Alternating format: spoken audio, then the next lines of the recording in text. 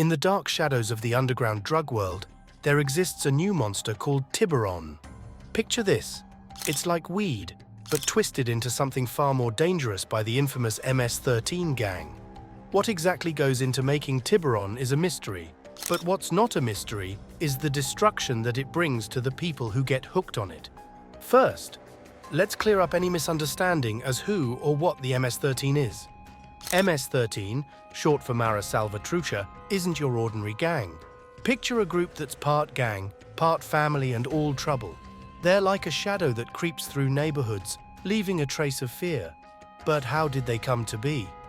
Well, it all started in the 1980s, when civil wars swept through Central America like a hurricane. Folks fled to the United States hoping for safety. But instead, they found themselves in rough neighborhoods, facing discrimination and poverty. That's where MS-13 was born, as a way for Salvadoran immigrants to protect themselves against other gangs. But as time went on, 13's reputation grew darker. They weren't just protecting their own, they were ruling the streets with an iron fist. And what's power without money? They began selling drugs to increase their income. It started small, like selling weed on street corners, but soon they were cooking up their own substances, like Tiberon, and flooding the streets with them. What makes MS-13 stand out is their loyalty to each other. They're like a twisted family, with rituals and codes that bind them together. Now onto the main subject here, Tiberon.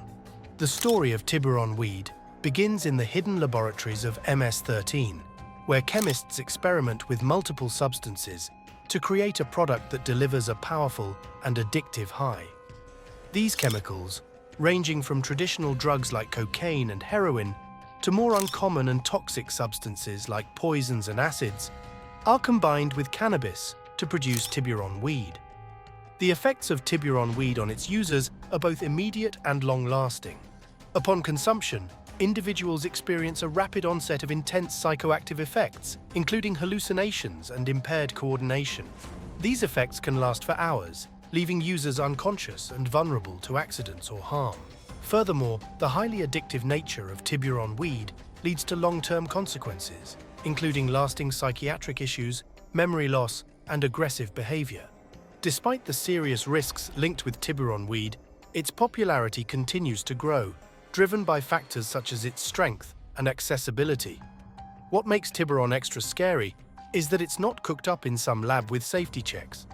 Nope, it's whipped together in who knows where with who knows what. So when people light up, they're basically rolling the dice with their health.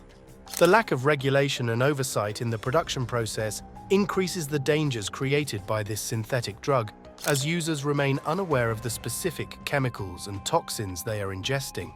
The world of synthetic drugs like Tiberon is a big business, and it's not playing around.